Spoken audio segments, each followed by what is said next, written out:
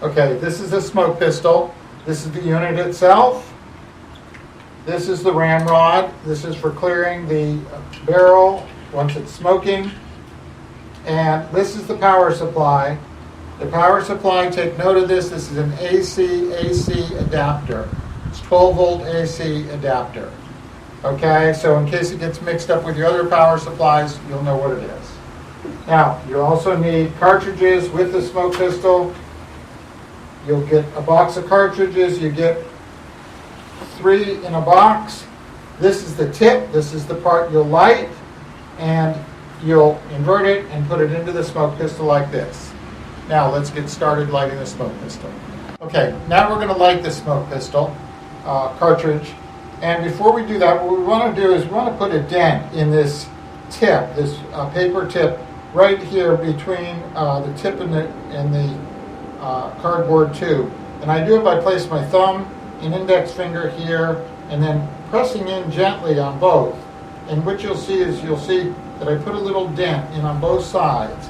And you see the little gap between the cartridge and the tube. That's what you're looking for before you light it. You'll have that gap on each side. Okay, now we have the dents in the cartridge tip. And what we're going to do now is we're going to light the cartridge. And I like to use the kitchen matches to do this because the timing is important. And what we'll do is hold the cartridge straight up and down and light just the flat tip with the match. And you'll do it for the whole duration of the match.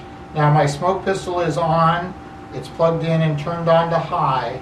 And we'll light this thing until it comes close to burning my fingertips and put the match out, put the cartridge in the smoke pistol and leave it alone. Don't blow on it, don't do anything, and just let it sit. Just leave it alone.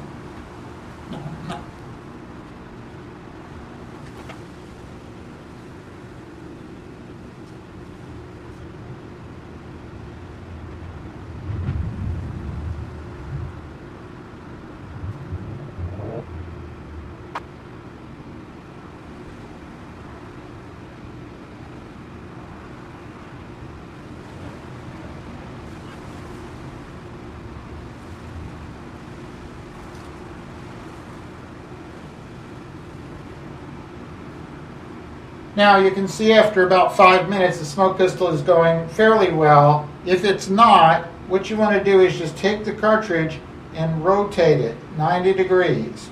Just twist it around a 90-degree turn and it should pick up a little bit from there. You want to let this go for about another 5 minutes, a total of about 10 or 15 minutes. And during which time you can be getting your meat ready to smoke or whatever it is you're going to be smoking.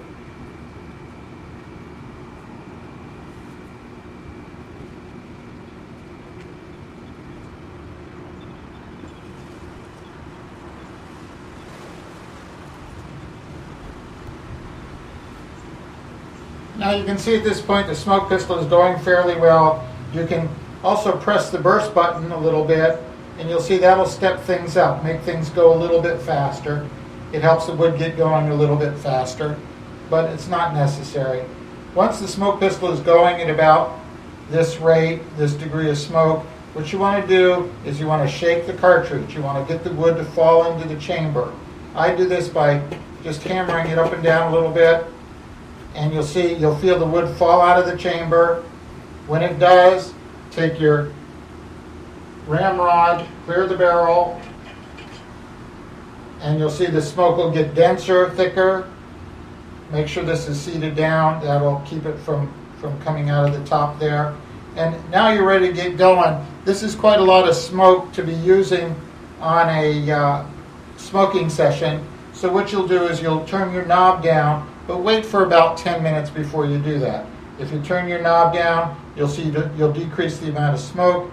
And typically what you want to do is you want to be at about 60%, a little bit more than halfway up with the knob.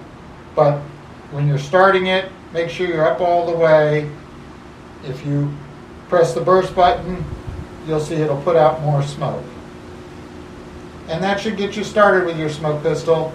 You see, the best thing to do is just leave it alone, let it light by itself. Don't blow on it, Don't do anything else. Don't use a torch. Thank you, and that should take care of this.